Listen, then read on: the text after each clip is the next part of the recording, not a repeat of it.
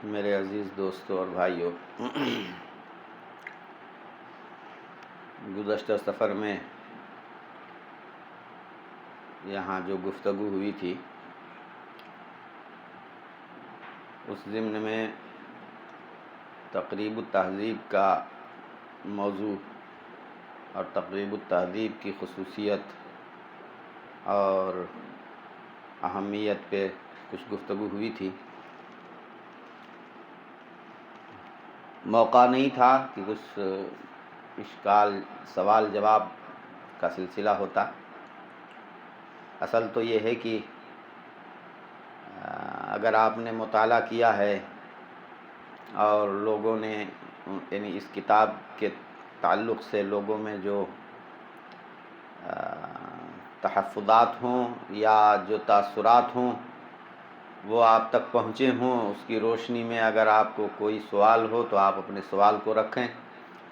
تاکہ اس پر گفتگو کی جائے۔ اس وقت موقع رہا ہوتا تو یہ سلسلہ چلا ہوتا، تو آج اس موضوع پہ گفتگو کرنی ہے۔ مختصراً میں یہ عرض کروں کہ حافظ ابن حجر رحمۃ اللہ علیہ کی یہ کتاب 60 سالہ علم اسماء الرجال کی سے اشتغال اور اس کی خدمت کا نچوڑ ہے،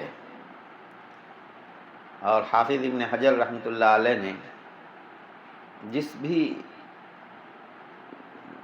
فن پر ہاتھ لگایا اس کو انہوں نے منقح کیا۔ صحابہ اور خاص طور سے رجال اور تاریخ رجال، یہ ان کی زندگی کا اصل موضوع سمجھیے کہ ان کی علمی زندگی کا اصل موضوع علم اسماء الرجال۔ وہ خود لکھتے ہیں کہ میں نے جو ہوش سنبھالا تو سب سے پہلے مجھے علم تاریخ کا شوق پیدا ہوا ان کے محسن اور کرم فرما کے مشورے سے، اور پھر وہ پہلے تو باقاعدہ کرائے پر لے لے کر کے کتابیں پڑھتے تھے، چسکا لگ گیا، پھر کتابیں حاصل کرتے رہے، پڑھتے رہے۔ تو علم اسماء الرجال، علم تاریخ، حافظ ابن حجر رحمۃ اللہ علیہ کا کہ علوم و فنون جن کو انہوں نے پسند کیا اور جن کی خدمت انہوں نے کی، ان میں یہ فن ان کا امتیازی فن ہے۔ صحابہ کی تاریخ میں کتابیں بہت لکھی گئیں، لیکن انہوں نے صحابہ پر جو کتاب لکھی اس میں سابق اور گزشتہ لوگوں کے جو بھی کارنامے ہیں، جو کتابیں ہیں، سب کو سامنے رکھ کر نظر ثانی کیا۔ ان میں سے بعض کو صحابہ میں واہمن ذکر کر دیا گیا تھا کسی غلط فہمی کی وجہ سے، بعض ایسے بھی شخصیات ملیں جن کا ذکر کسی نے نہیں کیا تھا، اور حافظ کے علم کے مطابق ان کے مطالعے میں اس کا صحابی ہونا واضح ہوا تو انہوں نے ان کو صحابہ میں اضافہ بھی کیا۔ کچھ ایسے لوگ بھی تھے کہ جن کو صحابی ہونے کا چانس تھا لیکن وہ صحابی نہیں ہو سکے، اس لیے انہوں نے اپنی اس کتاب کو باقاعدہ 4 حصوں میں تقسیم کر کے، فصل اول، فصل ثانی، ثالث، رابع، 4 فصلوں میں تقسیم کیا۔ فصل یعنی قسم اول میں ان لوگوں کو ذکر کیا ہے کہ جن کا صحابی ہونا متحقق ہے اور ان کی نبی کریم صلی اللہ علیہ وسلم سے براہ راست روایت ہے، اور دوسری قسم میں ان لوگوں کو ذکر کیا ہے کہ جو محدثین کی تعریف کے اعتبار سے شرف صحبت سے تو مشرف ہیں، لیکن متفق علیہ طور پر ان کو صحابی نہیں کہا جاتا، بئی معنی کی روایت ان کی رسول اللہ صلی اللہ علیہ وسلم سے نہیں ہے۔ رویت ہے، یا تو ان کو ہے یا نبی کریم صلی اللہ علیہ وسلم نے ان کو، بچے تھے وہ نبی پاک صلی اللہ علیہ وسلم کے پاس ان کو لایا گیا، حضرت صلی اللہ علیہ وسلم نے انہیں دیکھا، تو شرف صحبت تو حاصل ہے، لیکن روایت ان کو نبی کریم صلی اللہ علیہ وسلم سے نہیں ہے۔ تو ایسے لوگ بھی ہیں، صغار صحابہ، بلکہ یعنی صغار صحابہ بھی کیا کہیے کہ یعنی وہ جن کو کہ یعنی شرف حاصل ہونے کے اعتبار سے تو صحابی آپ کہہ سکتے ہیں، روایت نہیں ہے ان کی کسی سے۔ اور تیسری قسم میں مخضرمین کو، جن کے صحابی ہونے کا چانس تھا، صحابی ہو سکتے تھے، لیکن اس وقت تک یا تو اسلام نہیں لائے یا اسلام لے آئے تھے لیکن حضور صلی اللہ علیہ وسلم کی خدمت میں حاضری کا موقع نہیں ملا ان کو، تو مخضرمین کو ذکر کیا ہے۔ اور چوتھی قسم میں ان لوگوں کو ذکر کیا ہے کہ جن کو دوسرے مصنفین، پیشرو مصنفین نے وہمن صحابہ میں ذکر کر دیا، حالانکہ وہ صحابہ میں ذکر کیے جانے کے مستحق نہیں تھے۔ تو اس طرح الاصابہ فی تمییز الصحابہ، نام بھی انہوں نے جو رکھا ہے تمییز الصحابہ، صحابہ میں صحابی کو غیر صحابی سے ممتاز کرنے کا کارنامہ انہوں نے انجام دیا ہے، اپنے سابق مصنفین کے کاموں پر نظر ثانی کرتے ہوئے تنقیح کا کام کیا ہے۔ حافظ کا کام اسی طرح کا ہوتا ہے۔ پھر ثقات اور ضعفاء روات میں ہر طرح کے ہیں۔ روات کی اکثریت ان کتب ستہ میں آ جاتی ہے، جو ہماری صحیحین اور سنن اربعہ جو ہیں، جن کو اصول ستہ کہا جاتا ہے یا صحاح ستہ کہا جاتا ہے اغلبیت کے اعتبار سے۔ تو ان اصول ستہ میں جن حضرات روات کی حدیثیں ہیں وہ ایک بہت بڑی تعداد ہے، ہزاروں کی تعداد ہے، بہت بڑی تعداد ہے۔ کتب ستہ کے دائرے میں رہ کر رجال کے حالات پر جو کتاب لکھی گئی، مقدسی کی سب سے پہلے، پھر الکمال فی اسماء الرجال، پھر اس کی تنقیح تہذیب کی حافظ جمال الدین مزی نے، پھر حافظ جمال الدین مزی پر استدراک کیا، نظر ثانی کیا حافظ مغلطائی ابن خلیج بکجری نے اکمال و تہذیب الکمال کے نام سے، حافظ ذہبی نے اسی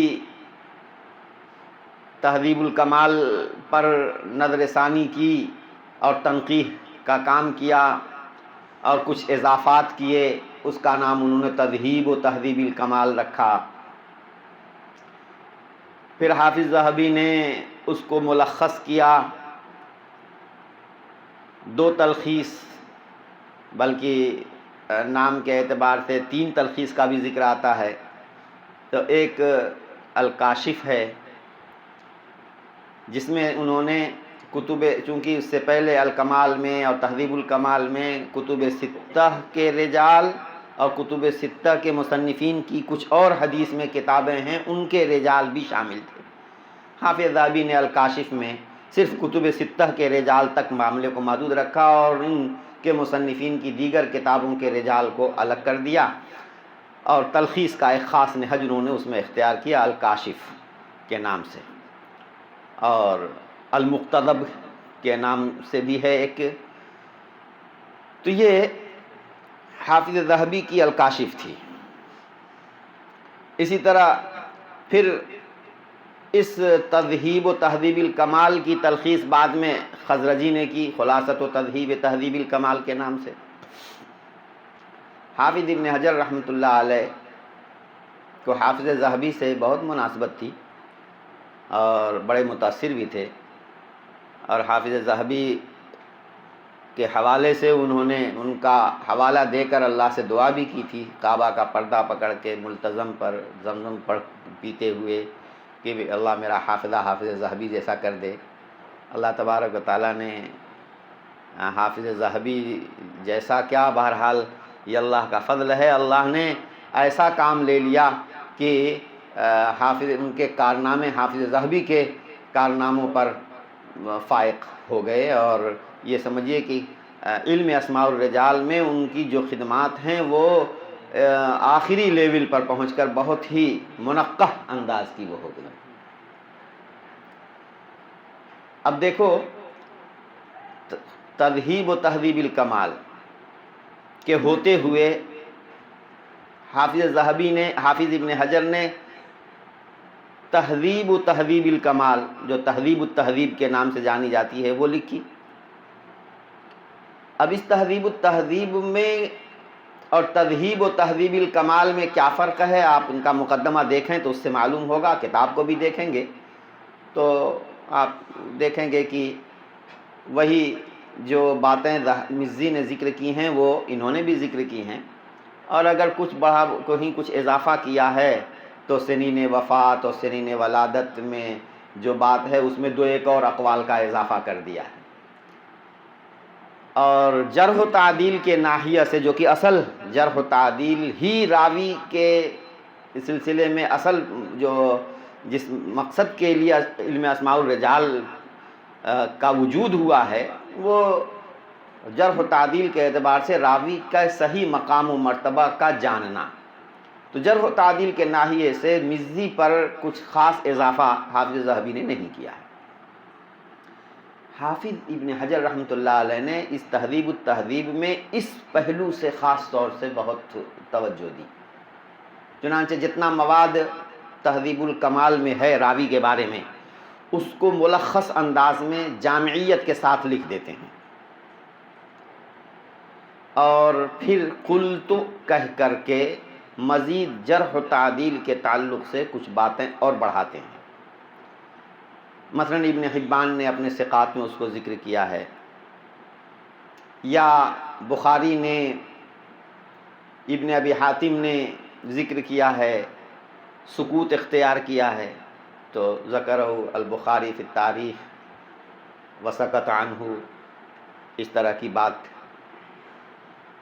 یا کسی نے اور کوئی بات کہی ہے وہ مزی کی کتاب میں نہیں آ سکی ہے، اور مثلا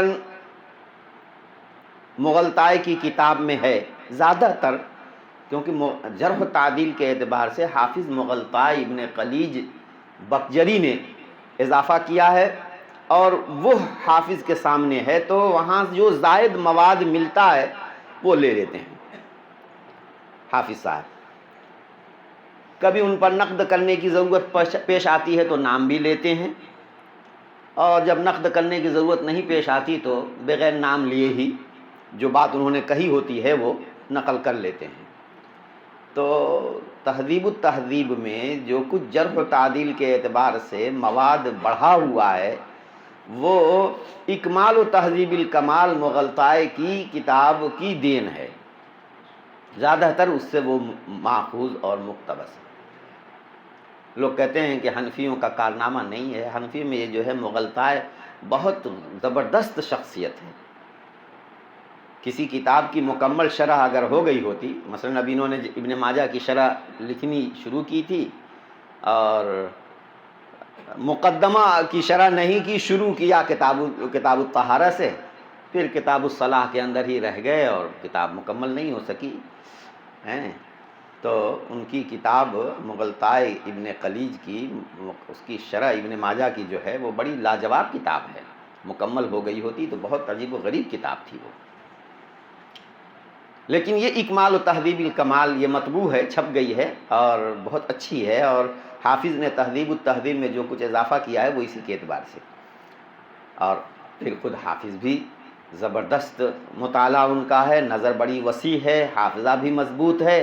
تو جو پڑھ لیتے ہیں وہ نقش کل حجر ہو جاتا ہے، وہ چیزیں اپنا خود اپنے بھی مطالعے کی روشنی میں اضافات کرتے ہیں۔ پھر تہذیب الکمال میں آپ سب پڑھ چکے ہیں، مجھے زیادہ بتانے کی ضرورت نہیں ہے۔ حافظ مزی صاحب ترجمہ کی کچھ حدیثیں اپنی سند سے، جو مصنف کتاب مثلا ابو داؤد کا وہ راوی ہے، اور سنن ابو داؤد جس سند سے مروی ہے، جس سند سے مزی تک پہنچی ہے، اس سند سے روایت کریں اور صاحب ترجمہ تک پہنچیں تو واسطے زیادہ ہوں، اور اسی صاحب ترجمہ کی وہی حدیث اس مصنف کتاب ابو داؤد کے علاوہ دوسرے طریق سے بھی ان تک پہنچی ہے، لیکن سند وہ عالی ہے، جلدی پہنچ جاتے ہیں، تو اس طرح کی احادیث کا وہ کثرت سے اخراج کرتے ہیں۔ اب چونکہ مزی بات کے ہیں تو ان کی پوری سند بھی وہ دیتے ہیں، تو اس طرح سے جو اوالی سندیں حدیثیں جو اپنی سند سے انہوں نے ذکر کی ہیں، اس کا بھی بڑا فائدہ ہے، کیونکہ متابعت وغیرہ میں دیکھنے کے لیے راوی اگر کوئی ضعیف ہے اور اس میں مثلا کوئی متابعت مل گئی تو اس سے قوت پہنچتی ہے، تو فائدہ تو بہت ہے اس کا۔ لیکن اسماء الرجال جو جرح و تعدیل کا جو پہلو ہے، اس پہلو سے اس کی ضرورت نہیں تھی، تو حافظ نے ان حدیثوں کو اس میں سے نکال دیا۔ بھائی کسی کتاب کی تلخیص جب کی جائے گی تو کچھ نہ کچھ تو حذف کرنا پڑے گا نا۔ اسی طریقے سے حافظ مزی نے صاحب ترجمہ کے شیوخ اور صاحب ترجمہ کے اساتذہ وہ تلامذہ کا استیاب کی کوشش کی ہے، اور الف با تا کی ترتیب سے جو ان کو مل چکے ہیں ان کو مرتب کیا ہے۔ حافظ جی کو یہ طریقہ پسند نہیں آیا، تلخیص جب کرنی ہے تو انہوں نے یہ کہا کہ بھائی ایسے شیوخ اور ایسے تلامذہ کو لو جس کا صاحب ترجمہ سے نسبی تعلق ہو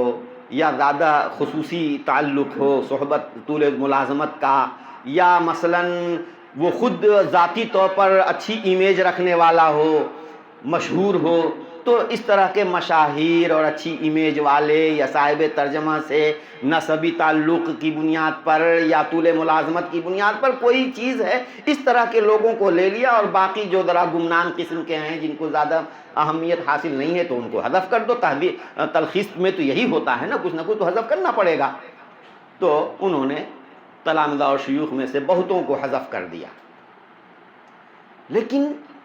ایک ناحیے سے انہوں نے کمی کی تو دوسرے ناحیے میں انہوں نے جرح و تعدیل کے مواد میں اضافہ جو کر دیا وہ لاجواب کام ہے۔ اس کے علاوہ اگر اس صاحب ترجمہ کی کوئی حدیث جو مثلا بخاری ابو داؤد میں ہے، ترمذی میں ہے، نسائی میں ہے، اور مثلا ایک ہی حدیث دو حدیث ہے اور اس حدیث میں کوئی علت ہے، اختلاف ہے، اضطراب ہے، تو حافظ صاحب وہیں لگے آ کر اس میں اختلاف اضطراب کو بھی وہ ذکر کرتے ہیں اور اس کی علت کو بھی اجاگر کرتے ہیں۔ تو یہ تہذیب التہذیب جو ہے یہ خالی اسماء الرجال کی کتاب نہیں ہے، بلکہ وہ علم علل کی بھی ایک بڑی اہم کتاب ہے۔ سمجھا آپ نے؟ حافظ ابن حجر رحمۃ اللہ علیہ کو علم علل میں بھی بڑا ملکہ اور درک تھا۔ حدیث کے طرق اور الفاظ، ان کے تنوع اور اختلاف پر حافظ کی نظر بہت تھی۔ اس بات کا اعتراف تو ہمارے حضرت علامہ انور شاہ کشمیری رحمۃ اللہ علیہ نے بھی کیا ہے نا، کہ حافظ کی نظر کثرت طرق اور الفاظ کے تنوع پر، مختلف الفاظ اور طرق پر حافظ کی نظر بہت وسیع ہے۔ لیکن ان مختلف الفاظ اور ان مختلف طرق کے درمیان سے مغزِ شارع کو کشید کرنے کا ملکہ اللہ نے مجھے دیا ہے۔ حضرت علامہ انور شاہ کشمیری رحمۃ اللہ نے یہ بات کہی، اور ہم العرف الذکی حضرت علامہ کے نام سے جو ہم کتاب لکھ رہے ہیں، جس میں بنیادی طور پر حضرت علامہ انور شاہ کشمیری رحمۃ اللہ علیہ کے افادات کو ہی جمع کرنا ہے اور اس کی تسہیل مقصود ہے۔ دیکھو اصل میں ہمارے اکابر جو تھے، ہمارے اکابر تدریس میں بڑی محنت کرتے تھے، اور علامہ انور شاہ کشمیری رحمۃ اللہ علیہ تو بہت مطالعہ کرتے تھے۔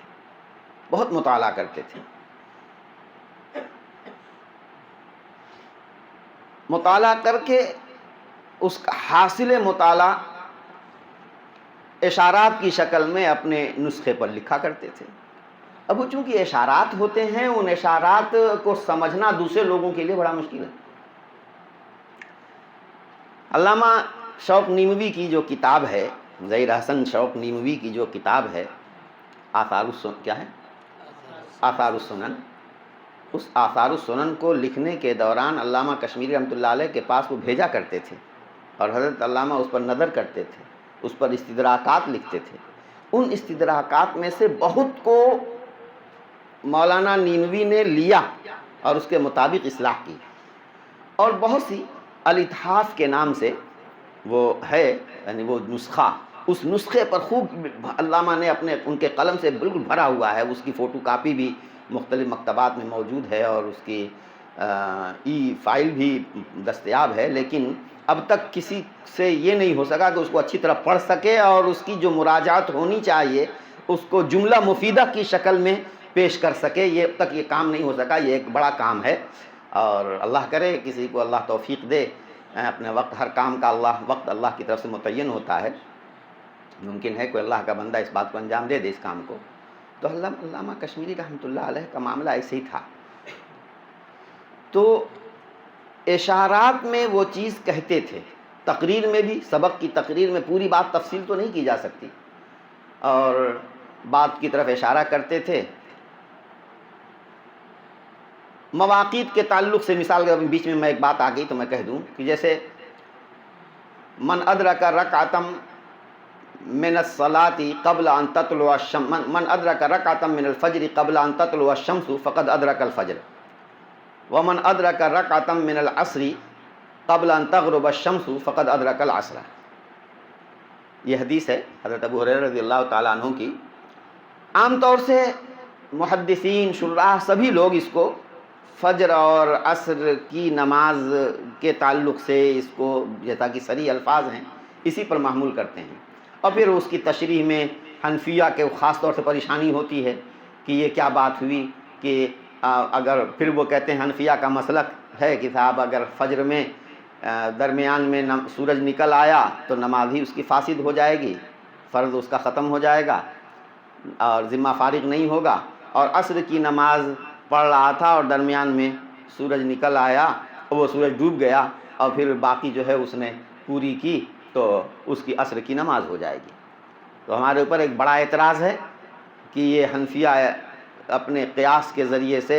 حدیثوں کے اندر تخصیص کرتے ہیں، اپنی عقل کے ذریعے سے وہ کہتے ہیں کہ صاحب اس میں وقت ناقص ہے، اس میں وقت پورا کا پورا وقت کامل ہے، کامل کا التزام کیا، اب کامل ادا نہیں ہوئی، اس میں یہ تھا کہ ناقص ہی کی ادائیگی کا التزام کیا، اب ناقص ہی ادا ہوئی، وغیرہ یہ چیزیں آتی ہیں. حضرت علامہ رحمۃ اللہ علیہ نے کہا کہ یہ جواب دیتے ہیں لوگ، لیکن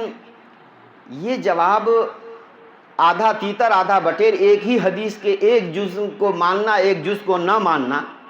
یہ حنفیوں کا خود ذوق نہیں ہے. کیوں اس میں ایسا کریں گے وہ؟ پھر انہوں نے غور کیا، کہتے ہیں میں نے بہت غور کیا، اس کے طرق الفاظ سب اکٹھا کیے تو پتہ چلا کہ یہ اصلاً مسبوق کے سلسلے میں یہ حدیث ہے، مسبوق کے سلسلے میں. چنانچہ جمعہ کے بارے میں بھی آیا ہے کہ من ادرک رکعتم من الجمعۃ مع الامام فقد ادرک الجمعۃ، لہذا امام کے سلام پھیرنے کے بعد ایک ہی رکعت پوری کر لے گا، اب اسے 4 رکعت پوری نہیں کرنی ہوگی. اسی طریقے سے اس میں جو آتا ہے فل یصل الیہا اخرى، تو یہ مسبوق. تو یہ میں نے تفصیل سے، آخر علامہ اتنی بڑی بات کہہ رہے ہیں کہ یہ مسبوق کے بارے میں ہے، اور فجر اور عصر کی نماز طلوع شمس اور غروب شمس، یعنی کچھ طلوع شمس سے پہلے ہو، کچھ طلوع شمس کے بعد ہو، ایسے ہی عصر میں کچھ غروب شمس سے پہلے ہو، کچھ غروب شمس کے بعد ہو، اس سے اس حدیث کا تعلق ہے ہی نہیں. اور یہ قبل ان تطلع الشمس اور قبل ان تغرب الشمس، یہ عصر اور فجر کی تعبیر ہے. جیسے قرآن میں کہتے ہیں فسبح بحمد ربک قبل طلوع الشمس وقبل الغروب، قبل طلوع الشمس وقبل الغروب. تو یہ قبل طلوع الشمس کا مطلب فجر، اور غروب قبل الغروب یعنی عصر. تو فجر اور عصر کی نماز کی تعبیر قبل طلوع الشمس و قبل الغروب ہے. یہ جب قرآن نے یہ تعبیر اختیار کی ہے تو نبی پاک صلی اللہ علیہ وسلم یہ تعبیر کیوں نہیں اختیار کریں گے؟ سمجھا آپ نے؟ پھر اس کے بعد اور بھی ضمن میں آنے والے اشکالات ہیں. یہ بہت دلچسپ بحث ہے، اور اتنے اچھے انداز سے اس کو حضرت علامہ نے حل کیا ہے اب کہ طبیعت بالکل اچھل جاتی ہے. لیکن سوال یہ ہے کہ زمینی سطح پر حضرت کی اس بات کی حقیقت کیا ہے؟ واقعتاً حدیث کے طرق اور الفاظ میں سے یعنی مجموعی اعتبار سے غور اگر کیا جائے تو علامہ کی بات ثابت ہوتی ہے یا نہیں ہوتی ہے، اس ناحیے سے ہم نے محنت کی اور ہم نے اپنے ساتھیوں کے تخصص فی الحدیث کے طلباء کی مدد سے کئی سالوں میں اس حدیث کی تخریج مکمل کرائی، وہ آپ العرف الذکی میں دیکھیں گے تو ہم اس نتیجے پر پہنچے کہ علامہ کی بات 100% صحیح ہے۔ اور جب 100% صحیح ہے اور اس کے مطابق جب یہی توجیہ ہوگی، ساری جھنجھٹ سے ختم، سارے اشکالات ختم ہو جائیں گے، اور پھر اس ضمن میں اور جو ذیلی اشکالات آتے ہیں ان سب کو ذکر کر کر کے اس کا جواب دیا گیا ہے۔ یہ بڑی دلچسپ بات ہے، اور علامہ کی تقریروں میں سے جو بحثیں ہیں ان میں سب سے ممتاز بحث آپ اس کو کہہ سکتے ہیں کہ حدیث فہمی اس کو کہتے ہیں جو اللہ نے ہمارے اکابر کو عطا فرمایا ہے۔ ان میں علامہ انور شاہ کشمیری رحمۃ اللہ علیہ۔ بات دراصل دوسری طرف چلی گئی، تو اس میں میں یہ کہہ رہا ہوں کہ ہمارے حضرت علامہ انور شاہ کشمیری رحمۃ اللہ علیہ کو بھی یہ اعتراف ہے کہ احادیث کے طرق اور الفاظ پر وسیع نظر حافظ ابن حجر رحمۃ اللہ علیہ کو سب سے زیادہ ہے۔ تو تہذیب التہذیب میں علل پر بھی گفتگو کرتے ہیں، بلکہ حافظ نے کسی بھی حدیث پر کہیں کوئی کلام کیا ہے، ہمارے باحث کو چاہیے کہ تخریج حدیث میں آپ کو بتایا گیا ہوگا کہ بھئی حکم لگانے کے سلسلے میں سب سے اسلم طریقہ یہی ہے کہ قرون وسطیٰ اور قرون اولیٰ، یعنی مطلب یہ ہے کہ تدوین کا عمل مکمل ہو جانے کے بعد 3ویں صدی کے بعد سے لے کر 4تھی صدی، 5ویں صدی، 8ویں، 9ویں، 10ویں صدی تک کے یہ جو محدثین ہیں، یہ جو زمانہ ہے یہ عصر ذہبی ہے تاریخ اسلام کا۔ اس زمانے کے محدثین نے جو حکم لگایا ہے، اگر ان کی تصریح مل جائے تو یہ سب سے بڑھیا ہے، سب سے اچھا ہے۔ اور اگر کسی حدیث پر ان کی طرف سے حکم کی تصریح نہیں ملتی تو ان حضرات کے حکم لگانے کا جو نہج ہے، اس نہج کو سمجھ کر اسی نہج پر آپ حکم لگائیں، اپنی طرف سے خود ساختہ معیار مقرر کر کے نہیں، اپنی طرف سے خود ساختہ معیار مقرر کر کے نہیں۔ اور حافظ صاحب رحمۃ اللہ علیہ نے خود بھی بہت حکم لگائے ہیں، تلخیص الحبیر میں، فتح الباری میں، تہذیب التہذیب میں، اصابہ میں، جو کتابیں ان کی ہیں۔ چنانچہ الگ سے اب آج ایک کتاب آ گئی ہے، شاید آپ کے ہاں بھی ہو، نہ ہو تو میں کہوں گا کہ اس کو فراہم کریں، موسوعۃ الحافظ ابن حجر الحدیثیہ، تلاش کر رہے ہیں، ہاں، ملی نہیں ہے۔ موسوعۃ الحافظ ابن حجر الحدیثیہ، اور وہ تو ویسے نیٹ پر بھی دستیاب ہے، لیکن یہ ہے کہ اصل کتاب میں ورق گردانی جس کو کہتے ہیں نا، اس ورق گردانی میں کچھ اور ہی نورانیت ہے۔ PDF فائل پڑھنے میں اور یا یہ کہ مکتبہ شاملہ میں پڑھنے میں وہ بات حاصل ہی نہیں ہو پاتی۔ صرف ہم ان الیکٹرانک مکتبات سے مدد تو حاصل کریں، یہ پتہ چل جائے کہ یہ بات کہاں ہے، پھر اصل کتاب دستیاب کر کے حاصل کر کے وہاں دیکھنے کی کوشش کریں۔ سیاق سباق سے بھی بہت ہوتا ہے، اور ورق گردانی میں یہ بھی ہوتا ہے نا کہ جب آپ ایک چیز دیکھنے کے لیے کتاب کھولیں گے تو ضمن میں کھولتے کھولتے کسی ایسی چیز پر آپ کی نظر پڑ جائے گی کہ جو فی الحال تو مطلوب نہیں ہے، پہلے کبھی مطلوب تھی، اچانک آپ کی نظر پڑ گئی، تو اس وقت یہ کیا نام ہے کہ ایک ایسی خوشی آدمی باحث کو محسوس ہوتی ہے کہ جیسے کہ اس کا مال گم ہو گیا ہو، مال سے لدا ہوا اونٹ گم ہو گیا ہو، جنگل میں تلاش ولاش کر کے بالکل تھک ہار کے بیٹھ کے سو گیا ہو، آنکھ کھلے تو اپنے اونٹ کو پائے، ہے نا، جیسا کہ حدیث میں تشبیہ دی گئی ہے کہ اللہ تعالیٰ بندے کی توبہ پر اتنا خوش ہوتا ہے کہ کیا وہ شخص خوش ہوگا کہ جس کا اونٹ جو ہے ساز و سامان سے لدا ہوا گم ہو گیا ہو اور پھر اس کی آنکھ لگ گئے اور ایک دم جو ہے وہ اس کو پا جائے تو اس کو خوشی ہوتی ہے۔ تو اسی طریقے سے گم گشت یا جو علم کا چسکا لگ جاتا ہے نا، تو بعض دفعہ ہم تلاش کرتے رہتے ہیں کوئی اور چیز، لیکن کوئی ایسی بات ضمن میں مل جاتی ہے جس کو ہم پہلے کبھی تلاش کر رہے تھے لیکن نہیں ملا، اس کے متعلق مایوس ہو گئے تھے اور اب مل گئی، یا کوئی اور چیز نئی تلاش کر رہے تھے لیکن یہ ہے کہ ایک دھندلا سا نظر ہے، یعنی اس پر ایک نئی چیز سامنے آئی ہے، تھوڑا سا رکے اور پھر ہم اپنی اصل مطلوب تک پہنچے۔ بعد میں جب اس کی ضرورت پڑی تو آپ کا ذہن کہے گا کہ ہاں فلاں جگہ میں نے یہ چیز دیکھی تھی۔ تو کتابوں میں دیکھنے سے بات کچھ اور ہوتی ہے اور اسکرین پر دیکھنے سے بات کچھ اور ہوتی ہے. صرف ہم اس کی مدد سے مقصود تک رسائی میں مدد حاصل کریں، لیکن الیکٹرانک مکتبات پر بالکلیہ انحصار نہیں کر سکتے. اگر الیکٹرانک مکتبات پر انحصار کرو گے تو بات کہیں سے کہیں ہو جاتی ہے، بہت غلطیاں ہو جاتی ہیں. غلط بٹن دب جاتا ہے تو وہ کچھ کا کچھ ہو جاتا ہے. بہرحال مجھے اس پر زیادہ اس وقت گفتگو نہیں کرنی ہے. تو میں یہ کہہ رہا تھا کہ حافظ ابن حجر رحمۃ اللہ علیہ نے اگر کسی حدیث پر حکم لگایا ہے تو حافظ ابن حجر بہت ہی ان کے ذہن کے اندر بہت ہی ترتیب ہے اور مجھا ہوا ذہن ہے، منہجیت ہے. اس لیے حافظ کے حکم میں جو ہے پر پورے طور پر لگا ہوا. موجودہ دور کے یہ جو کتابیں آ رہی ہوں کہ حواشی میں مثلا مسند احمد کا حاشیہ آپ دیکھیں یا صحیح ابن حبان الاحسان کا حاشیہ دیکھیں یا جو معجم اوسط اور معجم کبیر کے حواشی ہیں ان پہ آپ دیکھیں تو وہ یہ کہتے ہوئے آپ پائیں گے ان لوگوں کو اسنادہ ضعیف فإن شریک بن عبد اللہ النخعی قال حافظ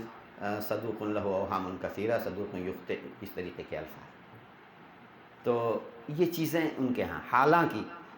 دیکھنا یہ ہے خود حافظ نے شریک کی حدیث پر حسن کا حکم لگایا، حیثمی نے شریک کی حدیث پر حسن کا حکم لگایا، ذہبی نے شریک کی حدیث پر حسن کا حکم لگایا. تو جب یہ حضرات اور ہم دیکھتے ہیں کہ سنن کے مصنفین بے دھڑک شریک کی حدیث سے استدلال کرتے ہیں. باب میں کوئی حدیث نہیں ہے علاوہ اس حدیث کے جس میں قاضی شریک کی حدیث ہے اور اسی سے استدلال کرتے ہیں. تو ان حضرات کے طرز عمل سے معلوم ہوگا کہ یہ راوی کس نوعیت کا ہے. حافظ ابن حجر رحمۃ اللہ علیہ نے اس سب کو دیکھ کر کے اس کے بعد بڑی باریکی سے انہوں نے خلاصہ نکالا. سوال یہ پیدا ہوتا ہے جب حافظ نے تہذیب التہذیب میں اتنی محنت کر لی ہے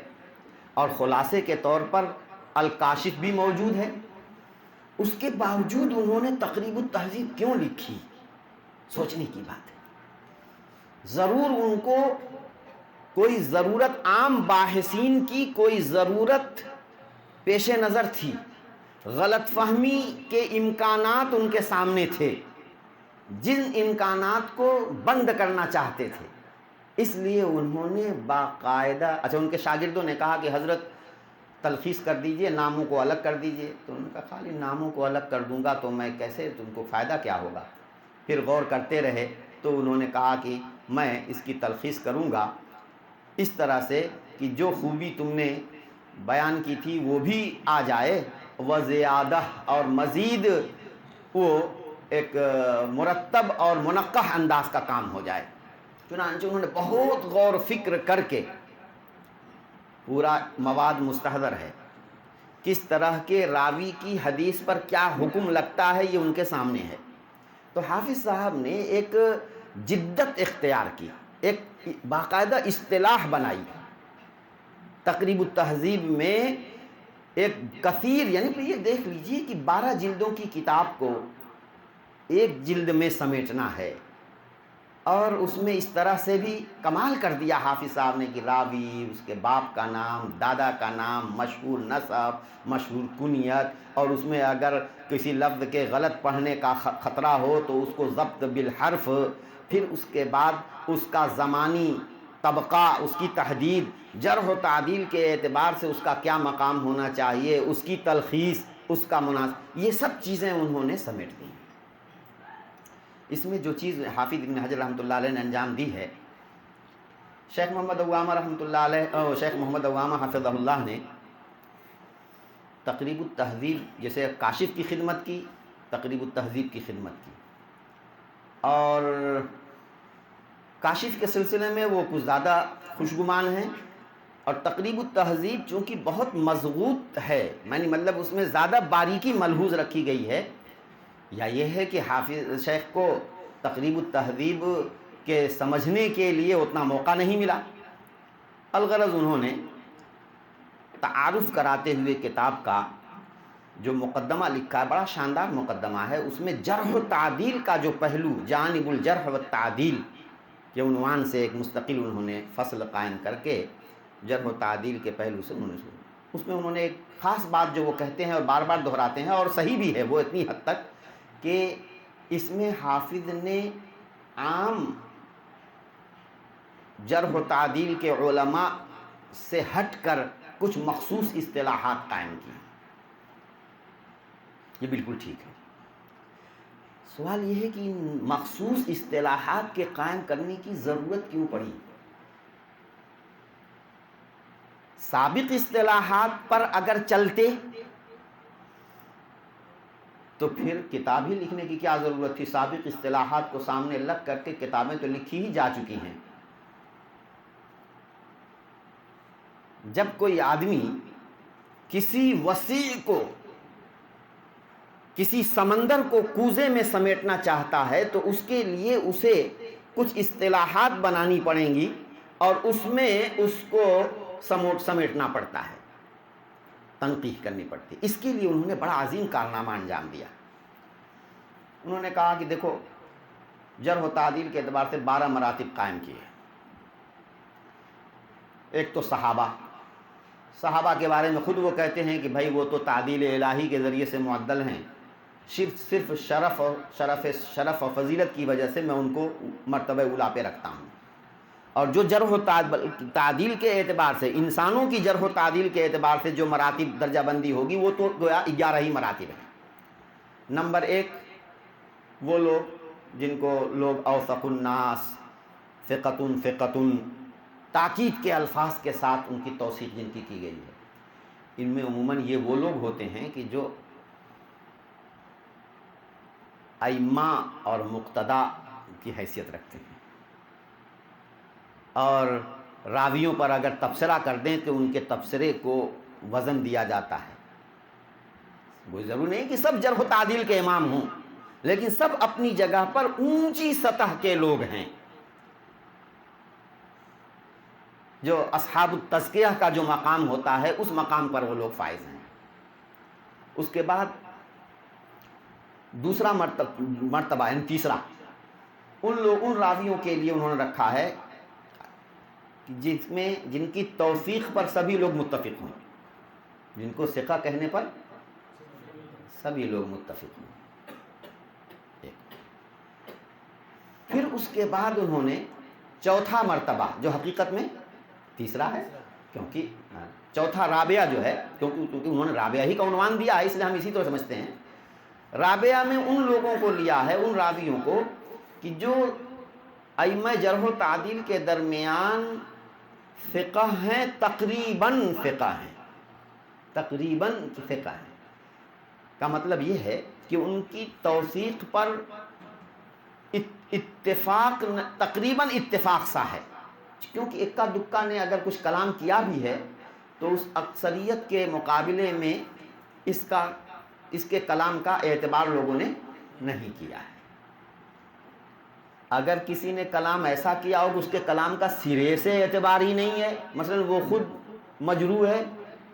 ابو الفتح ازدی، تو ایسے لوگوں کو تو حافظ صاحب اعتبار ہی میں نہیں لاتے.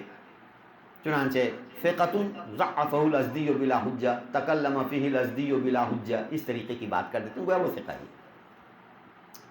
اور اگر کسی نے کلام کیا ہے بڑے آدمی نے، لیکن اغلبیت کے مقابلے میں اس ایک کی رائے اس میں کسی وہم وغیرہ پر بھی، غلط فہمی پر بھی معمول کیا جا سکتا ہے، تو حافظ صاحب اس کے لیے لفظ صدوق لاتے ہیں. کیا لاتے ہیں؟ صدوق کا لفظ لاتے ہیں. یہ اشارہ ہوتا ہے اس بات کی طرف کرنے کے لیے کہ اس میں کچھ تھوڑا بہت اختلاف ہے، معمولی سا، لیکن وہ اختلاف مؤثر نہیں ہے. لیکن چونکہ وہ بات کہنے والا آدمی بھی بڑا ہے، اہمیت کا حامل ہے، اس لیے اس کو نظر انداز بھی نہیں کیا جا سکتا. تو دیکھو حافظ صاحب نے مختلف فی نہیں مانا، اس کو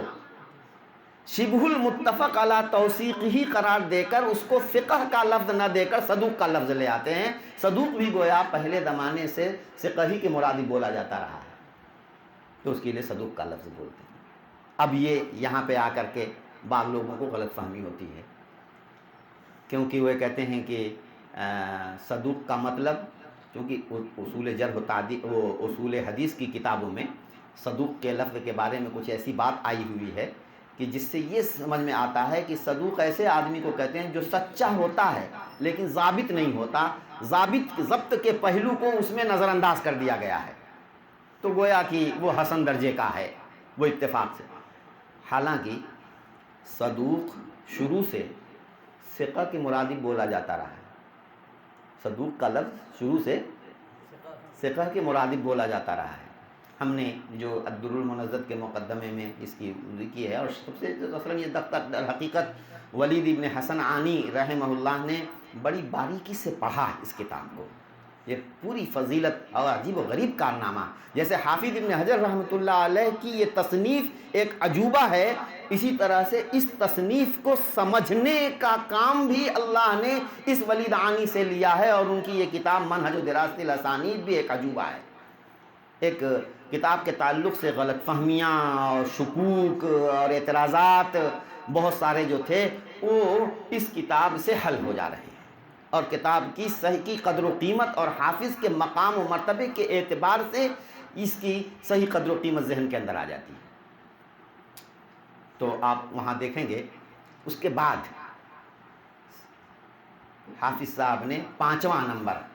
صدوق یہیم، صدوق یخطئ، صدوق لو اخطاء، صدوق یخطئ کثیرا، صدوق یہیم قلیلا، یہیم کثیرا، اس طریقے کے لفظ صدوق اور اس کے ساتھ اس کے ضبط کے تعلق سے کچھ تبصرہ کمی، یا یہ کہ بدعت کے تعلق سے دیانت میں سے صدوق کان یمیل الی الارجاء، کہتے ہیں کہ جس کے اندر من رمی بنوع من البدع، کسی بھی قسم کی بدعت سے جو مرمی اور متہم ہوتا ہے اس کو بھی اسی سے ملحق کر دیا ہے۔ اب یہاں پہ شیخ محمد عوامہ رحمہ اللہ حفظہ اللہ، پتہ نہیں کیوں بار بار رحمہ اللہ آتا ہے، استغفر اللہ ربی من کل ذنب واتوب الیہ، ہاں نہیں وہ ٹھیک ہے جائز ہے، لیکن شیخ محمد عوامہ حفظہ اللہ، اللہ ان کو حیات طیبہ عطا فرمائے، ان کو صحت عافیت کے ساتھ رکھے، بڑا عظیم کارنامہ انہوں نے انجام دیا ہے۔ شیخ محمد عوامہ حفظہ اللہ نے یہاں یہ کہا کہ اگر کسی آدمی کے اندر بدعت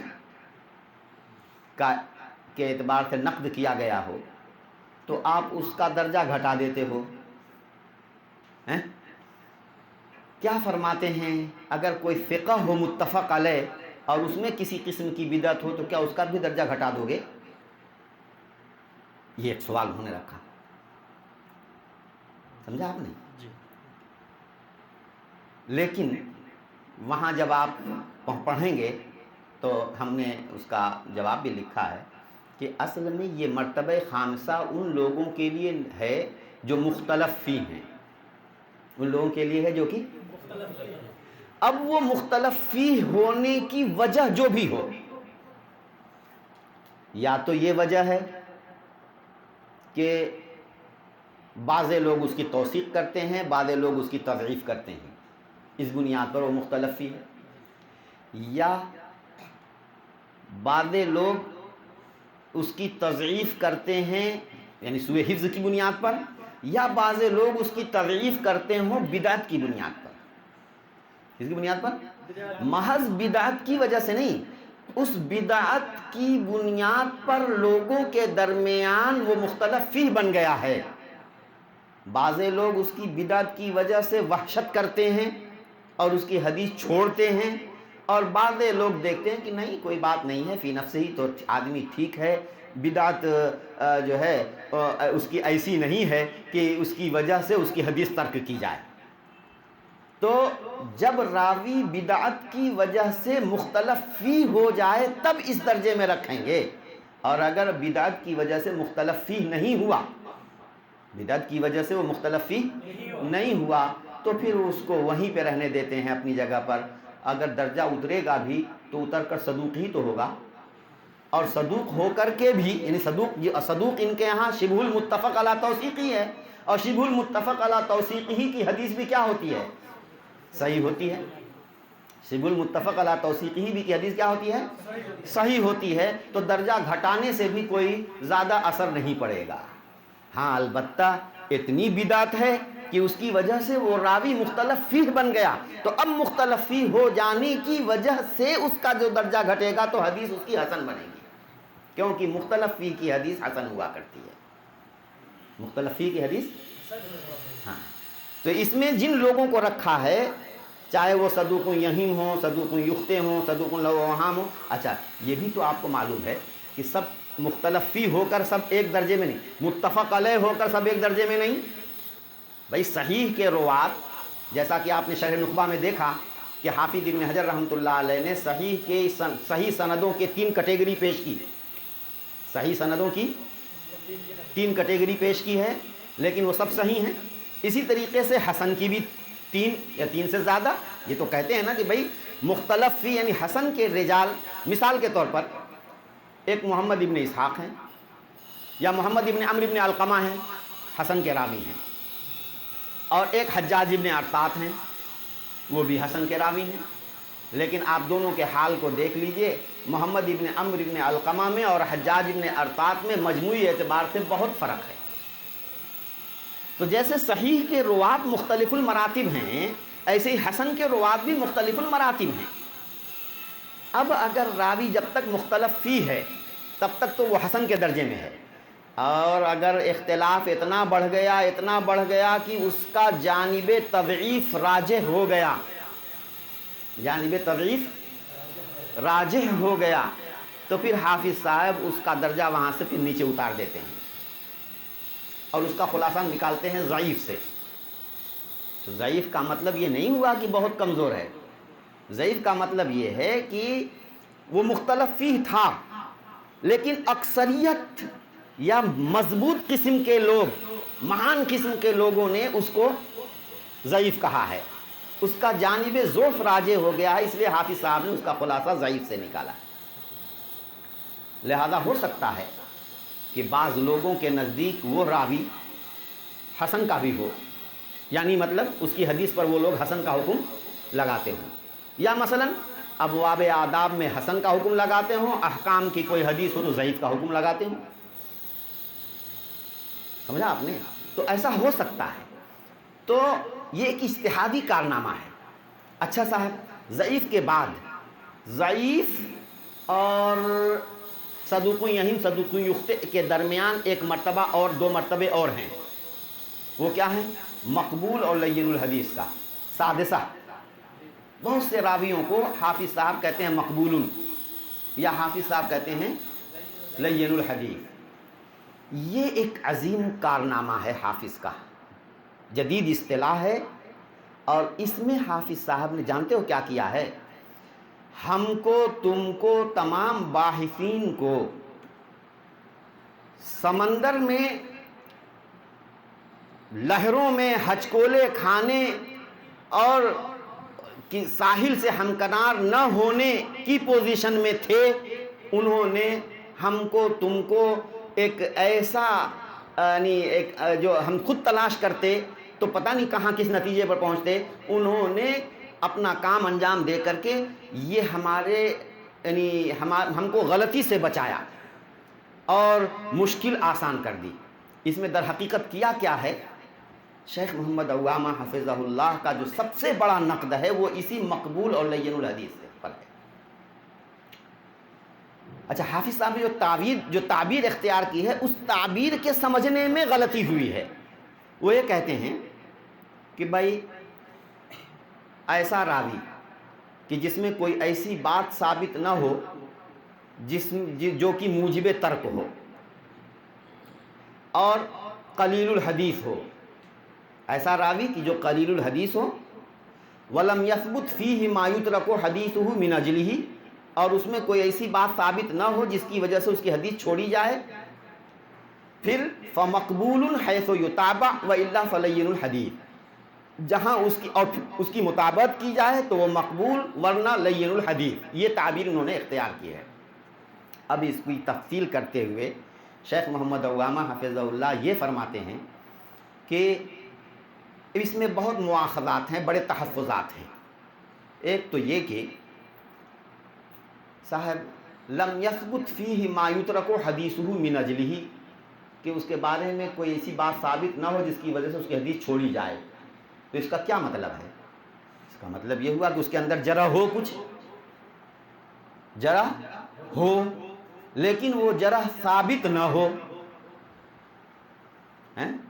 اور وہ جرح موجب ترک نہ ہو۔ تو اب کہتے ہیں کہ آخر وہ اس کا معیار کیا ہے کہ جو جرح موجب ترک ہے، اور وہ معیار،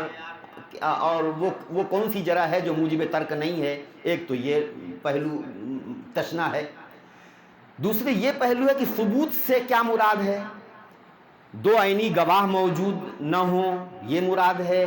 یا ثبوت سے یہ کہ قابل اعتبار نہ ہو، کسی نے جرح کی ہو لیکن وہ جرح قابل اعتبار نہ ہو؟ کیا مراد ہے؟ انتہائی مہمل اور انتہائی مبہم، انتہائی تشنا تعبیر آپ کی ہے۔ اور پھر اس کے بعد کہتے ہیں کہ فَمَقْبُولٌ حَيْثُ يُتَابَى، جہاں مطابعت ہو وہاں قبول ہوگی، جہاں مطابعت نہ ہو وہاں قبول نہیں ہوگی۔ کہتے ہیں کہ آپ ذرا تعدیل کا خلاصہ کرنے بیٹھے ہیں تو آپ یہ کیوں کہتے ہو کہ جہاں مطابعت ہو وہاں قبول کرو، جہاں مطابعت نہ ہو وہاں قبول نہ کرو؟ ہر آدمی کے مطابعت تلاش کرنے کی صلاحیت تھوڑی ہوتی ہے، ہر آدمی مطابعت تلاش نہیں کر سکتا، مطابق کی شناخت نہیں کر سکتا۔ تو یہ ایک ایسی چیز کی ہے آپ نے، اور پھر یہاں کہہ کر کے کہنا کہ اس کا مطلب یہ ہوا کہ یہ کتاب جو ہے بس وہ ناقابل اعتبار ہی سی ہے، یعنی یہ ان کی مخصوص اصطلاح ہے، عام اصول جرح و تعدیل سے اس کا تعلق نہیں ہے۔ یہاں پہ آ کر کے ہمارے باحث کے ذہن میں یہ بات بیٹھ جاتی ہے کہ تقریب التہذیب کا مقبول اور لین الحدیث بالکل ناقابل اعتبار چیز ہے، اور اگر آتی بھی ہے تو یہ اس طرح سے آتی ہے کہ تنہا اگر کسی حدیث کی روایت میں مقبول راوی ہے تو وہ ضعیف درجے کا ہے، مطابعت ہوگی تب مقبول کہی جائے گی یعنی حسن لغیرہ، اور اگر مطابعت نہیں ہوگی تو لین الحدیث یعنی ضعف خفیف کے ساتھ ضعیف، جو کہ مطابعت کی محتاج ہوگی۔ مطابعت فعلاً اگر ہے تو مقبول، اور فعلاً مطابعت نہیں ہے تو وہ ضعیف کے خانے میں رکھی جاتی ہے۔ یہ ہمارے سب لوگ اس کا مطلب سمجھتے ہیں۔ حالانکہ آج کے اس محاضرے کا اصل یہی ہے، آپ لوگ نشیط ہیں سمجھنے کے لیے؟ آج کے اس محاضرے کا اصل جو پوائنٹ ہے، اصل جو ٹائم بھی ہے کہ نہیں؟ جی جی۔ اچھا، وہ میں اسی کو سمجھانا چاہتا ہوں۔ حافظ ابن حجر رحمۃ اللہ علیہ نے مقبول اور لین الحدیث کی اصطلاح قائم کر کے ان ہزاروں مجہولین اور مستورین کے سلسلے میں تنقیح کا کارنامہ انجام دیا ہے، جن کے سلسلے میں ہم اور آپ جو ہیں مجہول دیکھ کر، مستور دیکھ کر کے ان کے حدیث کو ضعیف کا حکم لگاتے، مطابعت نہ ہوتی تو ضعیف کے خانے میں ڈال دیتے۔ حالانکہ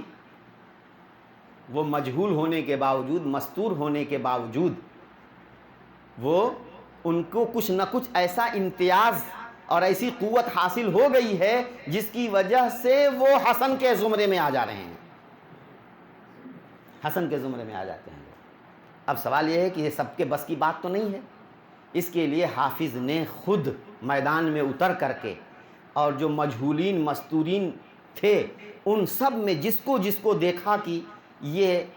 مجہول چھوڑنے لائق نہیں ہے، یہ مستور چھوڑنے لائق نہیں ہے، اس کو کہا آپ اٹھیے، آپ آگے چلیے، آپ اٹھیے، آپ آگے چلیے۔ سمجھا آپ نے؟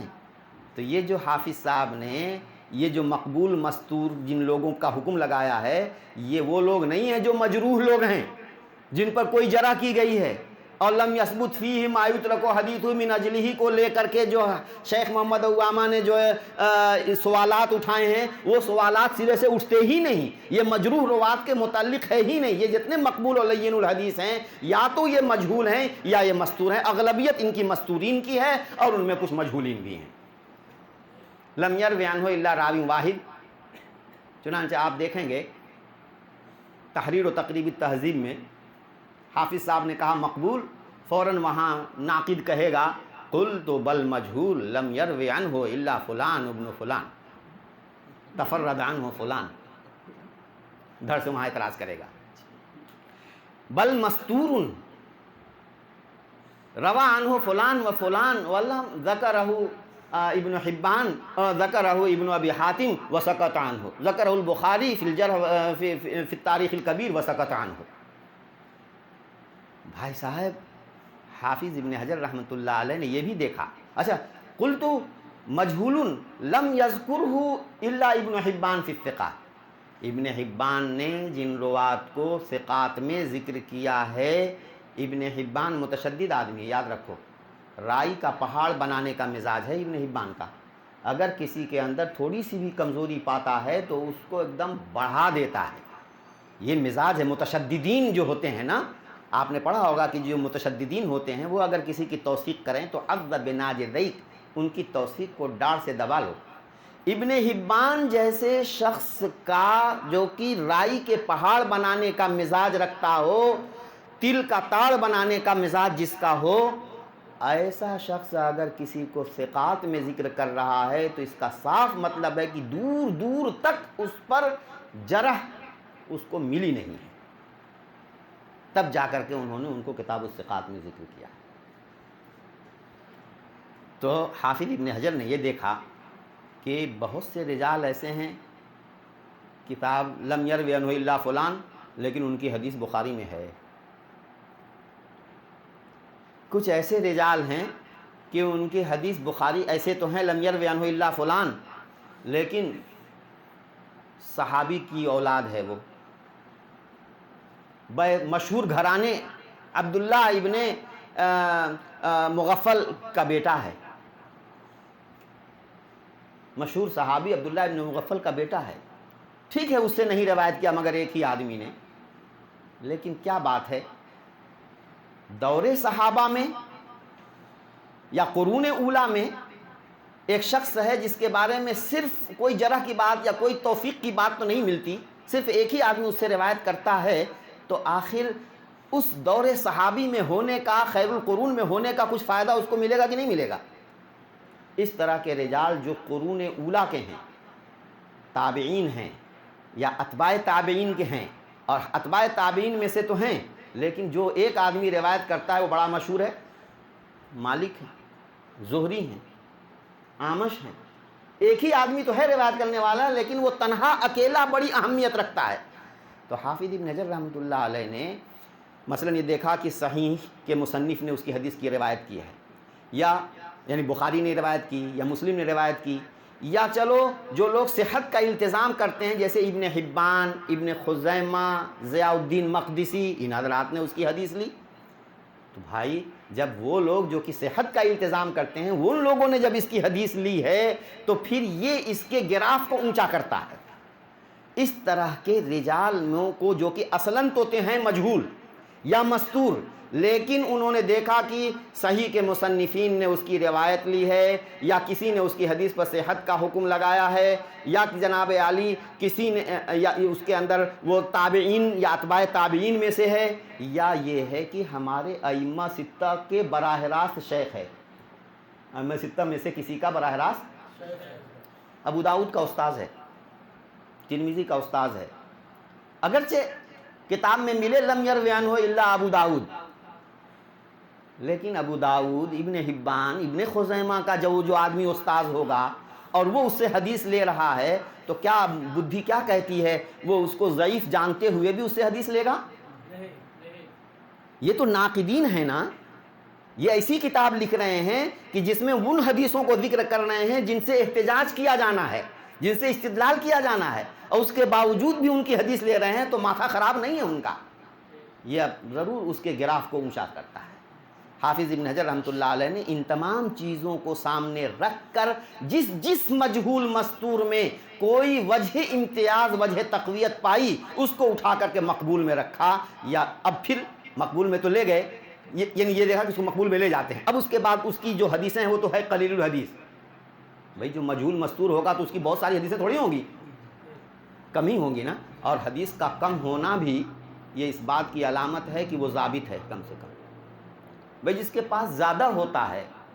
وہ بھول جاتا ہے، کچھ اس میں اشتشابہ لگ جاتا ہے، جس کے پاس ایک ہی چیز ہے تو وہ تو اس کو حفاظت سے سنبھال کے رکھتا ہے، وہ تو اس کو سنبھال کے رکھے گا نا۔ قلیل الحدیث ہونا بھی آدمی کی حیثیت کو، یعنی اس کے ضبط کے پہلو کو مضبوط کرتا ہے، بات سمجھے؟ تو ایک چیز یہ ہوئی کہ قلیل الحدیث، اب پھر دیکھتے ہیں ان تمام چیزوں کو، اب فعلاً دیکھتے ہیں کہ یہ جو حدیث روایت کر رہا ہے، 2 ہیں 3 ہیں 4 ہیں، جتنی حدیثیں ہیں، حافظ کے سامنے ہیں. حافظ کو اپنے جیسا مت قیاس کرنا. شیخ محمد عوامہ نے یہاں یہ بھی اعتراض کیا ہے کہ صاحب اگر یہ کہا جائے کہ حافظ نے خود تنقیح کر کے، خود تلاش کر کے مطابقت اور عدم مطابقت کا فیصلہ کر دیا ہے، اگر یہ کہا جائے تو میں کہوں گا کہ اولاً تو ایک آدمی کی تمام حدیثوں کو تلاش کرنا بڑا مشکل ہے، ہوگا ہمارے لیے مشکل، حافظ ابن حجر کے لیے مشکل نہیں، کیونکہ وہ تو قلیل الحدیث ہے. حافظ کی نظر بڑی شکرے کی نظر ہے. پوری زندگی 60 سال کی زندگی انہوں نے اسی کے لیے بتائی ہے. تو یہ چیزیں جو ہیں بڑی اہمیت کی حامل ہیں. حافظ صاحب نے یہ دیکھا کہ اگر جو حدیث یہ روایت کر رہا ہے اس کے لیے کوئی مطابعت ہے، چاہے مطابعت تامہ ہو یا مطابعت قاصرہ ہو یا نہیں، تو جو مضمون ہے اس مضمون کی کوئی اور حدیث ہے، اگر ہے تو جتنی اس کی حدیثیں ہیں 2 3 4 جتنی بھی ہیں، اگر اس کی کل حدیثوں میں حافظ نے پایا یا اکثر میں پایا کہ اس کی مطابقت کی گئی ہے، چاہے مطابقت اصطلاحاً چاہے شاہد کے طور پر، اگر کل یا اکثر میں حافظ نے مطابقت پائی تو اس کا خلاصہ نکالتے ہیں مقبول سے. اور اگر کل یا اکثر میں مطابقت نہیں پائی، قطع نظر اس کے کہ ایک دم مطابقت نہیں ہے یا ہے تو کم میں ہے، 3 حدیثیں ہیں تو 1 میں ہے 2 میں نہیں ہے مثلا، تو اس کا خلاصہ لین الحدیث سے نکالا. لیکن مقبول اور لین الحدیث دونوں حسن درجے کے راوی ہوں گے. تو اب اس تعبیر کا کیا مطلب ہے کہ فَإِنْ كَانَ قَلِيلَ الْحَدِيثِ فَمَقْبُولٌ حَيْثُ يُتَابَعُ وَإِلَّا فَلَيِّنُ الْحَدِيث کا کیا مطلب ہوا؟ قُلْتُ أَقُولُ أُلَخِّصُ لَهُ بِكَلِمَةِ مَقْبُولٍ حَيْثُ وَجَدْتُهُ يُتَابَعُ فِي كُلِّ أَحَادِيثِهِ أَوْ أَكْثَرِهَا وَأُلَخِّصُ لَهُ بِلَيِّنِ الْحَدِيثِ إِذَا وَجَدْتُهُ لَمْ يُتَابَعْ فِي كُلِّ أَحَادِيثِهِ أَوْ أَكْثَرِهَا. میں کہتا ہوں، آپ کو نہیں دے رہے ہیں حافظ صاحب، ہم کو نہیں دے رہے ہیں اختیار کہ جہاں مطابقت پاؤ تو مقبول کر لو اور جہاں مطابقت نہ پاؤ تو وہاں لین الحدیث کر لو، تاکہ وہ اعتراض وارد ہو جو شیخ محمد عوامہ حفظہ اللہ نے وارد کیا ہے. بات سمجھے؟ حافظ صاحب نے خود تلاش کر کے مطابقت کے وجود اور عدم وجود کے تعلق سے وہ مقتنع ہو گئے اگر وہ کل یا اکثر میں مطابق پاتے ہیں تو اس کو نمبر زیادہ دے دیتے ہیں، ایسا کہ جو درمیانی نمبر کا ہو گیا، اوسط درجے کا وہ راوی ہو گیا. اور اگر اس کو کل یا اکثر حدیثوں میں مطابقت نہیں پائی، لیکن چونکہ جرح نہیں ہے، صحابی کی اولاد ہے، یا جناب ائمہ ستہ کا شیخ ہے، یا جناب صحیح کے مصنفین نے، یا حسن صحیح حاکم ہیں، ابن حبان ہیں، ابن خزیمہ ہیں، ضیاء مختارہ ہیں، ان حضرات نے اس کی حدیث کا اخراج کیا ہے، تو یہ چیز اس کے گراف کو بڑھاتا ہے. اگرچہ جو حدیث ہم کو ہمارے سامنے ہے اس میں اس کی مطابقت تو نہیں ہے، لیکن یہ دونوں چیزیں جو ہیں وہ اس کو ضعیف کے خانے میں نہیں ڈالنے دیتی، اس کو وہ لین الحدیث تعبیر کرتے ہیں. تو لین الحدیث حافظ کی ایک مستقل اصطلاح ہے، مقبول حافظ کی ایک مستقل اصطلاح ہے. اس مقبول اور لین الحدیث کی اصطلاح کے ذریعے ان تقریب التہذیب والے جو ہیں اٹھا کر کے یہ کہتے ہیں ہم بھی ان کے حدیثوں پر ضعیف کا حکم لگاتے. یہ حافظ کا عظیم کارنامہ ہے. تو خامسہ والے حسن لذاتی نمبر 1 اور سادسہ میں جو مقبول ہیں ان کی حدیث حسن لذاتی ہی نمبر 2 اور جو لین الحدیث ہیں ان کی حدیث حسن لذاتی نمبر 3. اب اس کے بعد دیکھو ترتیب بڑی باریکی ہے نا، چونکہ یہ مقبول اور لین الحدیث آئے ہیں مستور اور مجہول سے، اس لیے اب اس کے بعد پھر مستور کو رکھا انہوں نے. کیوں رکھا؟ کیونکہ وہ بہت ادنا ضعفاً ہلکے درجے کی تضعیف ہے، بئی طور کی وہ ثقہ بھی ہو سکتے ہیں، لیکن چونکہ وثاقت کا کوئی پہلو سامنے نہیں آیا، اگر آیا ہوتا تو حافظ صاحب اوپر والے میں لے جائے گئے ہوتے، مقبول لین الحدیث میں لے گئے ہوتے. ان کو مستور میں انہوں نے رکھا. پھر اس کے بعد رکھا حافظ نے ان لوگوں کو، ان مختلف فیہ روات کو جو کثیر الحدیث ہیں لیکن ان کا جانب ضعف راجح ہے، چنانچہ ثامنہ میں رکھا انہوں نے ضعیف کو. اچھا صاحب، اب ثامنہ کے بعد کچھ ایسے ہیں کہ جو متفق علی الترک ہیں، مثلا یعنی ان کا سوئے حفظ بالکل کھلا ہوا ہے، فاحش الغلط. ضعیف وہ نہیں ہوتے جو فاحش الغلط ہیں. ضعیف کون ہیں؟ وہ مختلف فیہ روات ہیں کہ جن میں تضعیف کرنے والوں کی اکثریت ہے. سمجھا آپ نے؟ یا یہ ہے کہ ضعف کا پہلو راجح ہے تو ان کا خلاصہ ضعیف سے لاتے ہیں. باقی اگر مان لو کہ تضعیف متفق علیہ درجے میں ہو گئی اور اس تضعیف کی بنیاد سوء حفظ ہے، تہمت نہیں، دیانت کا فقدان نہیں، سوء حفظ ہے، تو ایسے لوگوں کا خلاصہ حافظ صاحب کیا نکالتے ہیں؟ متروک سے۔ یہاں بھی شیخ محمد عوامہ کو غلط فہمی ہوئی اور وہ کہتے ہیں کہ صاحب لو متروک کی حدیث، یہاں انہوں نے متروک کہا کہ یعنی ہم ایسے لوگوں یعنی متروک جو ہے کہتے ہیں کہ وہاں متہم بالکذب کی حدیث کو متروک کہا جائے گا، شرح نخبہ میں انہوں نے بیان کیا، متہم بالکذب کی حدیث کو متروک کہا جائے گا، اور یہاں جو ہے متہم بالکذب آگے ایک درجہ دے رہے ہیں اور متروک جو ہے یہاں لا رہے ہیں، تو وہاں نخبہ میں اور یہاں اس میں بڑا فرق ہو رہا ہے۔ ارے بھائی، راوی متروک اور چیز ہے، حدیث متروک اور چیز ہے۔ حدیث متروک تو متہم بالکذب کی ہوگی، بے ایمانہ کی تعدد طرق سے اس کو فائدہ نہیں پہنچے گا، لیکن متروک راوی جو کہ سیء الحفظ ہے، ہائی گریڈ کا سیء الحفظ ہے، متہم نہیں ہے، دیانت میں کوئی کمزوری نہیں ہے، صرف اور صرف سوء حفظ اعلیٰ درجے کا ہے، اس کی بنیاد پر اس کا خلاصہ جو متفق علیہ مجمع علی الترک سا ہے تو اس کو خلاصہ متروک سے نکالتے ہیں، پھر اس کے بعد رکھا ہے متہم بالکذب کو۔ یہ کیوں؟ تاکہ فرق مراتب ہو جائے۔ متروک اگر دیکھو، متروک سے اوپر جو ہیں ضعیف، اس کے اوپر اچھا ضعیف کے نیچے پھر مجہول، ضعیف کے نیچے پھر کس کو رکھا ہے؟ مجہول کو۔ مجہول وہ ہے کہ جس کو جرح و تعدیل کے بارے میں بھی کچھ نہیں معلوم ہے اور نہیں روایت کیا مگر ایک ہی شخص نے، اور کوئی اس کے لیے مؤید نہیں مل رہا ہے، تو یہ اب دیکھو مستور کے مان بعد مجہول کو نہیں رکھا، کیونکہ اس مجہول کے بارے میں جس کی شخصیت ہی کا پتہ نہیں، اننون ہے، شخصیت ہی جس کی معلوم نہیں ہے، پتہ نہیں وہ آدمی بھی ہے یا نہیں ہے، اس مجہول میں اور اس مستور کے بیچ میں انہوں نے ضعیف کو رکھا ہے۔ بہت سوچ سمجھ کر کے میں تو کہتا ہوں کہ الہامی ترتیب ہے حافظ ابن حجر کی۔ فرق مراتب، اتنا باریکی کے اعتبار فرق مراتب رکھا ہے کہ حق بحقدار رسید، اس کام کی وجہ سے میں سمجھتا ہوں کہ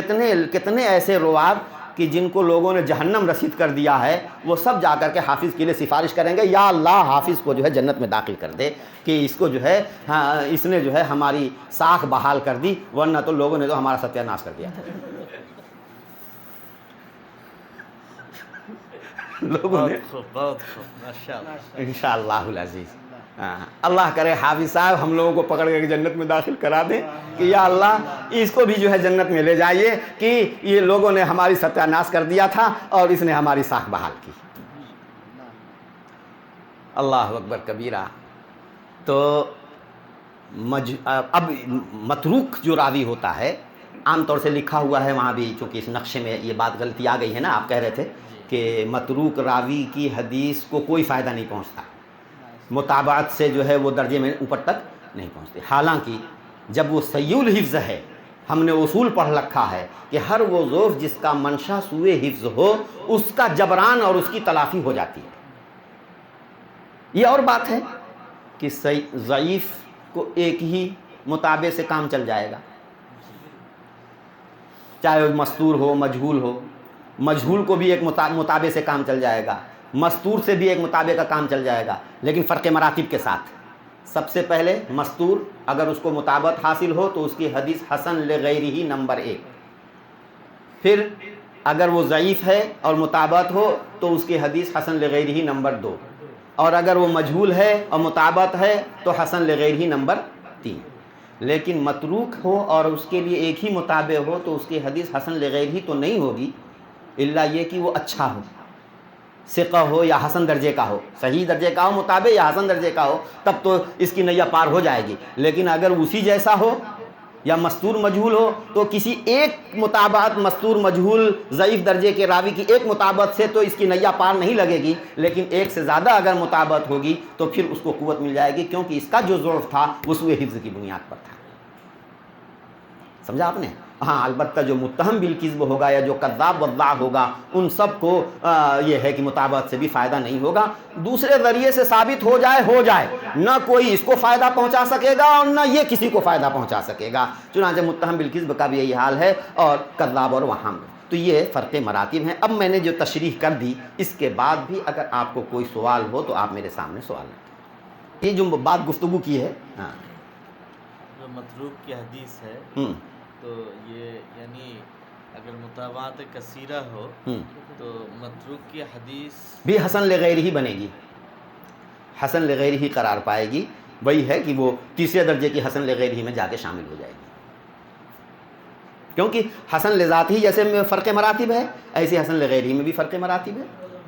اور دوسرے کے لیے بطریق اولا معید بن سکتی ہے اس کی حدیث۔ صحیح الحفظ کی وجہ سے مطابعت وہ تو حسن غیر ہی ہوگی، لیکن صحیح الحفظ کو فاحش الغلط جو ہے وہ تو صحیح الحفظ کے درجے میں نہیں، تو جو کیوں اصول ہے کیوں صحیح بھائی صحیح الحفظ قرار دیا گیا، اور فاحش الغلط کا مطلب یہ ہوا کہ جو بھی یعنی یہ ہے کہ مان لو 100 حدیثوں میں سے 80 حدیثوں میں وہ غلطی کرتا ہے، 90 حدیثوں میں غلطی کرتا ہے، فاحش الغلط ہے؟ ایسا نہیں ہے کہ ایک دم جو ہے وہ ہے، اگر اس کی ہر حدیث غلط ہوگی تو پھر تو وہ متہم رہے گا، بات سمجھے؟ وہ ایک ذوق بن کر کے مجموعی اعتبار سے دیکھیے یہ مسئلہ مختلف ہی ہے کہ فاحش الغلط کی حدیث ہے کہ امام ترمذی رحمۃ اللہ علیہ کی بات میں بھی آ گئی ہے، بلکہ امام ترمذی کی بات میں نہیں آئی ہے، ابن صلاح رحمہ اللہ نے یہ بات کہی ہے کہ فاحش الغلط ولا مغفل کثیر الخطا، لیکن مغفل کثیر الخطا کی حدیث تعدد طرق سے حسن ہوگی ہے، امام ترمذی کے حوالے سے بات کر رہے ہیں، اور خود امام ترمذی مغفل کثیر الخطا سینکڑوں مغفل کثیر الخطا کی حدیث پر حسن کا حکم لگا رہے ہیں تعدد طرق کی بنیاد پر، تو وہ تو حافظ ابن صلاح رحمہ اللہ کی قلم کی لغزش ہے۔ تو حافظ ابن حجر رحمۃ اللہ علیہ شرح نخبہ میں صحیح الحفظ کی وجہ سے تعدد طرق کو حسن لغیر حافظ ابن حجر رحمۃ اللہ علیہ کی وہ بات ہے، انہوں نے ایک اعتبار سے وہ کی ہے، لیکن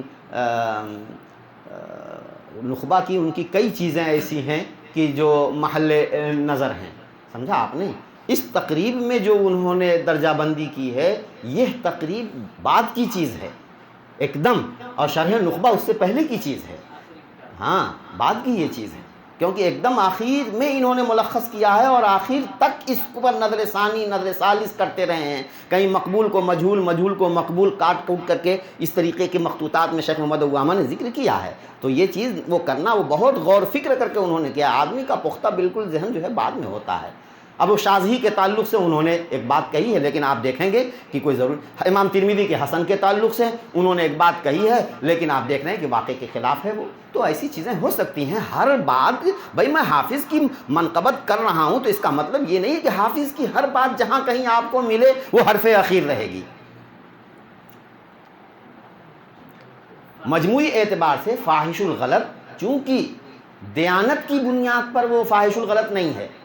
بلکہ سوء حفظ کی بنیاد پر ہے، اور سوء حفظ، اور یہ اس کے لیے ہمارے پاس ضابطہ ابن صلاح نے دے دیا ہے کہ ہر وہ نقص جس کا منشا، ہر وہ ذوف جس کا منشا سوء حفظ ہو وہ اس کا تو انجبار ہو جائے گا، اور وہ ذوف جس کا منشا جو ہے سوء حفظ نہ ہو بلکہ عدالت کا فقدان ہو اس کا انجبار نہیں ہوتا۔ تو متہم بالکذب اور کذاب وغیرہ جو ہوئے ہیں وہ تو وہ ہیں، اور فاحش الغلط جو ہے وہ سوء حفظ کی بنیاد پر یہ بات ہے کہ ہائی گریڈ کا سوء حفظ ہے، اسی بنیاد پر ایک مطابقت سے کام نہیں چلتا، ایک سے زیادہ مطابقت کی ضرورت پڑتی ہے۔ اس وقت تک اتنا کہاں تنقید تو بعد میں نہ ہوگی، حدیثوں کی اس کی کتنی حدیثیں ہیں اور مجموعی اعتبار سے اس کا کیا مقام مرتبہ ہوگا یہ تو بعد میں نہ ہوگا۔ وہ آج کی تقریر میں آپ نے ارشاد فرمایا کہ جو 10واں مرتبہ ہے متروک، اس کی حدیث کے متعلق ایک حکم فرمایا، اور اپنی کتاب میں اس میں لکھا ہے کہ وہ یعنی اعتبار اور شواہد وغیرہ سے بھی اس کو کوئی فائدہ نہیں پہنچے گا، اس حوالے سے ذرا وضاحت فرمائیں۔ اس میں لکھا ہوا ہے کہ بل لا يصلح للاعتبار،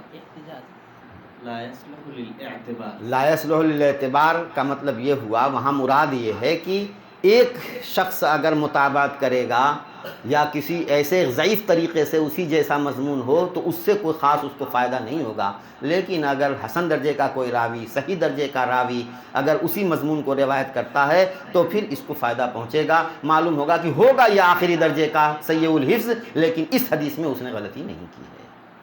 یہ متروک کے سلسلے میں یہ چیز ہے۔ اصل میں نے یہ بات میں اس نتیجے پر کیوں پہنچا ہوں، ہم نے دیکھا امام ترمذی رحمۃ اللہ علیہ کو ابراہیم نے یزید الخوزی کی حدیث پر انہوں نے حسن کا حکم لگایا ہے. اسی طریقے سے اور بھی روات ایسے ہیں کہ جن میں کا خلاصہ متروک سے نکلا ہوا ہے، اور حافظ ابن اور امام ترمذی رحمۃ اللہ علیہ نے تعدد طرق کی بنیاد پر حسن کا حکم لگایا ہے. بات سمجھے؟ اور ہم نے حسن اور صحیح کی تطبیق میں امام ترمذی رحمۃ اللہ علیہ کو محتاط پایا ہے. سمجھا آپ نے؟ متساہل ہم ان کو نہیں پا رہے ہیں. تو اس سے معاف سمجھ میں آئی بات کہ جن کا خلاصہ حافظ صاحب نے متروک سے نکالا ہے، چونکہ ترک کی وجہ سوء حفظ ہے. اگر ترک کی وجہ دیانت ہوتی اور دیانت کا فقدان ہوتا تو پھر حافظ صاحب اس کو متروک نہ کہتے، بلکہ اس کو کیا کہتے ہیں؟ اس کو متہم کرتے، یا یہ کہ کذاب وغیرہ میں لے آتے. تو متہم اور کذاب میں نہ رکھ کر کے متروک میں رکھا ہے. اور ادھر ہم امام ترمذی رحمۃ اللہ علیہ کو دیکھ رہے ہیں کہ متعدد ایسے روات جن کا خلاصہ حافظ نے متروک سے نکالا ہے، ان کی حدیث پر حسن کا حکم لگا رہے ہیں. اور امام ترمذی رحمۃ اللہ علیہ متوقی اور محتاط ہیں. معلوم یہ ہوا کہ یہ وہ سوء حفظ ہے کہ جس کا مطابعات کی کثرت کی بنیاد پر جس کے تفرد سے کی تلافی ہو سکتی ہے. اگر نہ ہوگی تو امام ترمذی رحمۃ اللہ علیہ کی ان احادیث کو لے کر کے امام ترمذی کی ساکھ کمزور ہوگی. اور ان متقدمین، جیسا آپ نے کہا تھا کہ متقدمین سے اس کی مثال، تو یہ مثال آپ لے لیں گے کیونکہ امام ترمذی رحمۃ اللہ علیہ خود مصنف کتاب ہیں. اور حضرت علامہ انور شاہ کشمیری رحمۃ اللہ علیہ نے صراحت کی ہے فیض الباری میں کہ اگر کسی حدیث کی تحسین کریں امام ترمذی اور بعد کے لوگوں میں کوئی اس کی تضعیف کرے، تو بعد کا آدمی تضعیف کرے گا قواعد کی بنیاد پر، اور امام ترمذی جو تحسین کریں گے وہ صرف قواعد نہیں بلکہ ایک ذوق جو حدیثوں کی ممارست اور روات کے تجربے سے ان کو حاصل ہو گیا ہے، اس ذوق جیسے کہ جوہری اور سونار کا ایک ذوق بن جاتا ہے، اس ذوق سے وہ حکم لگاتے ہیں. لہذا ہم امام ترمذی کی تحسین کو مقدم کریں گے، نووی کی تضعیف کو پس پشت ڈالتے ہیں. چلیے اور کچھ ہے؟ لذات ہی نمبر 2 متوسط درجے کا، نہیں لین الحدیث اسی میں. ہاں لین الحدیث. مستور کی ضعیف ادنا ہلکا، یعنی بالکل ہلکے درجے کا، بہت ہلکا ضعیف ہے کہ اس کی حدیث مطابقت کی وجہ سے حسن لغیری نمبر 1 بن جائے گی. اور اس کے بعد جو ہے وہ ضعیف، اس کی حدیث مطابقت کی وجہ سے حسن لغیری نمبر 2 کی ہوگی. اور اس کے بعد مجہول ہے، اس کی حدیث مطابقت کی بنیاد پر حسن لغیری نمبر 3 کی ہوگی. مستور، ضعیف، مجہول، یہ 3 ہیں. سمجھا آپ نے؟ یہ وہ ہیں جو اہل اعتبار ہیں. کیا ہیں؟ اہل اعتبار ہیں. اگر ان کی میں سے کسی کو انہی جیسے راوی سے یا ان سے اچھے راوی سے مطابقت حاصل ہو جائے تو ان کی حدیث جو ہے وہ حسن لغیری بن جائے گی، اسی فرق مراتب کے ساتھ جو حسن لذاتی میں فرق مراتب تھے. اس طریقے سے یہاں بھی چنانچہ مستور کی حدیث مطابقت کی وجہ سے حسن لغیری نمبر 1، ضعیف کی حدیث مطابقت کی وجہ سے حسن لغیری نمبر 2، اور مجہول کی حدیث مطابقت کی وجہ سے حسن لغیری نمبر 3 کی ہوگی. اور متروک کی حدیث، اب اس کے بعد متروک کا نمبر آتا ہے. متروک کی حدیث جو ہے وہ چونکہ وہ ذو جہتین سا ہے، وہ کیا ہے؟ ہاں، چونکہ وہ فاحش الغلط ہے، اور بعض لوگوں نے فاحش الغلط کو متہم کے ساتھ شامل کر دیا ہے. یہ بات اختلاف سے جو ہے معاملہ حل ہوتا ہے. سمجھا آپ نے؟ اس لیے ہم اس کے بارے میں وہی مختلفی والا معاملہ رکھیں گے. تارتن نحسن لہ و تارتن نضعف لہ. کیوں؟ 1-2 اگر معمولی مطابقت ہوئی تو ہم تحسین کی جسارت نہیں کریں گے، الا یہ کہ وہ مطابق صحیح درجے کا راوی ہو یا حسن درجے کا راوی ہو تو پھر ہم اس کی حدیث کو اوپر لے جائیں گے. یا یہ ہے کہ اسی جیسے متعدد 2-3 ہو گئے، زیادہ ہو گئے، تو اب یہ اس کے گراف کو بڑھاتے ہیں اور اجتماعیت کے اندر قوت ہوتی ہے تو یہ صورتحال آگے ہو جائے گی. کبھی اس کی حدیث کی تحسین کی جائے گی اور کبھی اس کی حدیث کی تحسین نہیں کی جائے گی.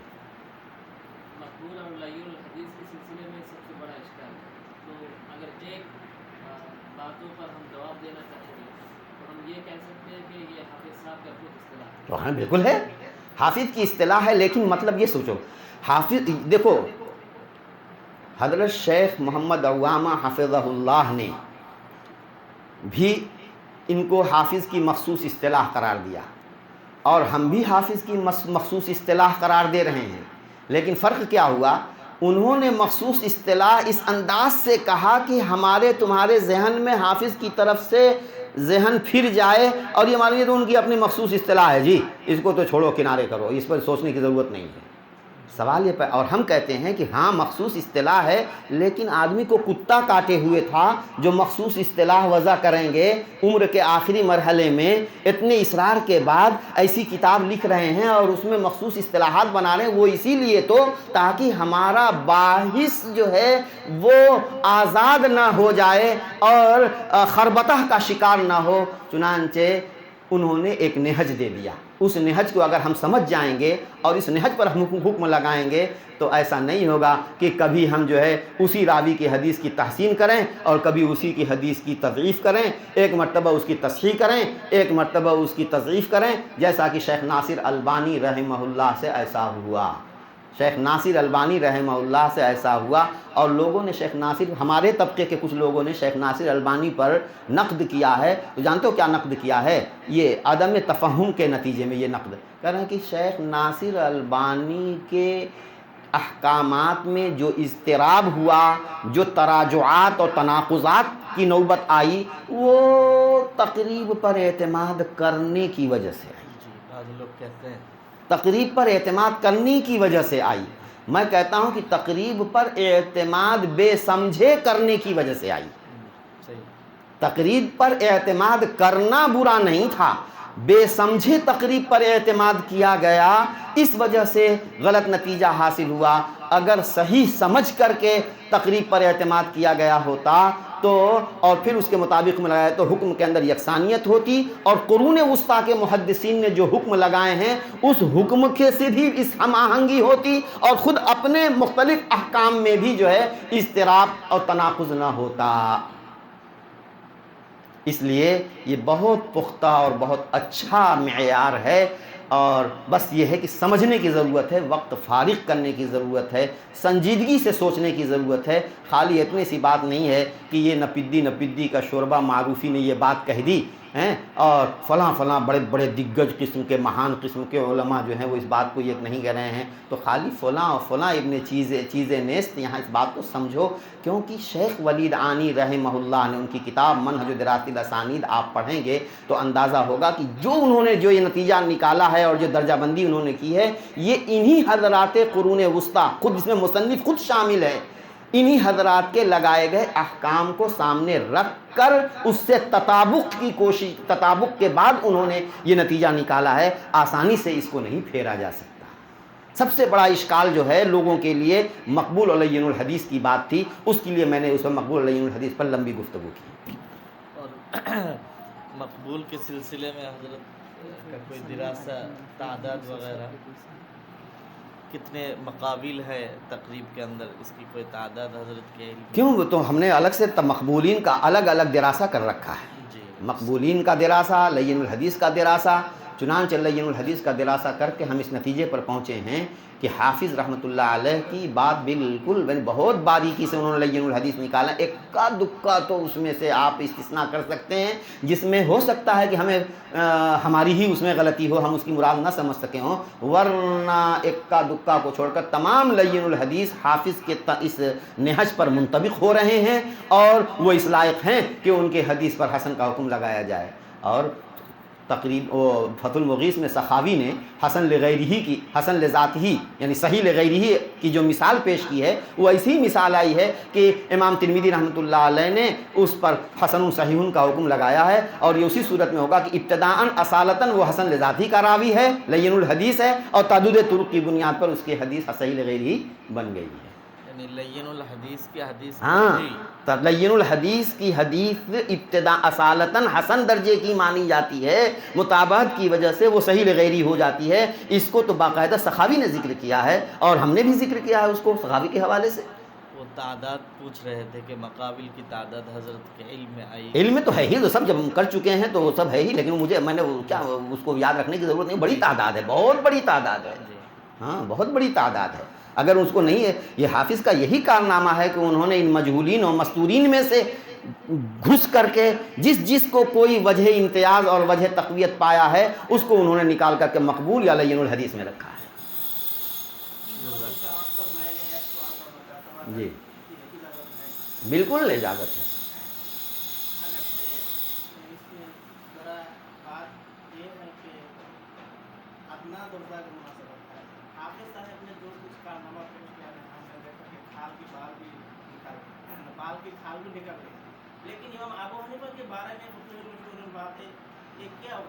اب بتاؤ الامام کہا,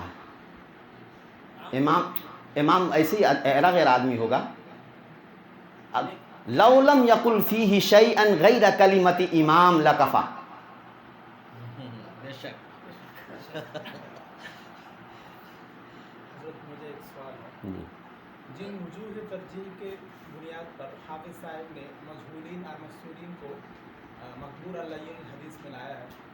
ان وجوہ ترجیح کی اعتبار محدثین کرام کے پاس کیسے؟ اسی لیے تو دیکھا گیا, چونکہ ہم نے دیکھا کہ حافظ پر کثرت سے تنقید ہو رہی ہے. ہمارے حضرت شیخ محمد عوامہ حافظ اللہ نے ایک نہج کے اعتبار سے تنقید کر دی. وہ ساری بہت سی جتنی تنقیدات ہیں میں نے اپنے نسخے پر لکھ رکھا ہے, زیادہ تر وہ غلط فہمی کا نتیجہ ہیں. اور جب محققین, نئے دور کے محققین نے دیکھا کہ یار یہ تو بڑا اچھا کام ہے, حافظ ابن حجر پر نظر ثانی کیا جا سکتا ہے, چنانچہ انہوں نے ایک عام جو یعنی پرانے لوگوں کے اس سے جو انہوں نے سمجھا, وہ باریکی پیش نظر نہیں تھی, اس کی بنیاد پر انہوں نے نقد کر دیا. بہتوں کو تو انہوں نے چھوڑا اور بہتوں کو یعنی چھوڑا کم. مقبول لین الحدیث پر زیادہ تر اعتراض ہی ہے. ایسے ہی صدوق یہیم, صدوق یختن, صدوق میں بھی بہت اعتراض, کیونکہ صدوق کو انہوں نے حسن درجے کا راوی سمجھا, اور اس کے بعد بل فقۃ, جس حافظ پر کہا مختلف. ہاں, حافظ نے اگر کسی کو صدوقن کہا ہے تو انہوں نے سمجھا کہ حافظ نے گویا اس کو حسن درجے کا راوی قرار دیا ہے. اب اس کے بعد جب دیکھتے ہیں کہ اکثریت اس کی توثیق کرتی ہے, کسی ایک آدمی نے تردید کی ہے جس کا اکثریت کے مقابلے میں اعتبار نہیں, تو کہتے ہیں بل فقۃ بخسہ حقہ الحافظ, بخس حقہ, ان کا حق انہوں نے مار لیا ہے کہ اس کو انہوں نے صدوق کہا ہے, حالانکہ صدوق بھی حافظ صاحب کا وہ صحیح درجے کا ہوتا ہے. تو ایسے ہی مقبول اور لین الحدیث میں جب ہم دیکھا کہ کثرت سے لوگ اعتراضات کر رہے ہیں, تو اور شیخ محمد وہ انہوں نے کیا نام ہے ولی رانی نے اس کا جواب دیا بھی, تو اس طرح سے ہم نے بھائی یہ بات سوچنے کی ہے. جب اس پر بار بار غور کیا گیا, دیکھا گیا, تو یہ چیزیں سامنے آتی ہیں کہ کوئی نہ کوئی وجہ امتیاز ملتا ہے. ایک ایک کی تطبیق ہم نے الگ کی ہے, ایک ایک کا دراسہ کیا ہے. سارے لین الحدیث کا اور سارے مقبولین کا دراسہ ہم کر کے فارغ ہو چکے ہیں, ہم اس نتیجے پر پہنچ چکے ہیں. اس لیے ہم یوں ہی بات نہیں کہہ رہے ہیں, تو کوئی نہ کوئی وجہ امتیاز ہے, ورنہ تو یہ اعتراض جانتے ہو اس پر بھی ہوگا, کس پر, حاکم پر ہوگا, یہ اعتراض ابن حبان پر ہوگا, یہ اعتراض ابن خزیمہ پر ہوگا, یہ اعتراض جو ہے ضیاء مقدسی پر ہوگا. حالانکہ ہم دیکھتے ہیں کہ سب لوگ تصریح کرتے ہیں کہ صاحب ضیاء مقدسی نے جو حدیثیں روایت کی ہیں وہ یا تو صحیح ہیں یا حسن ہیں.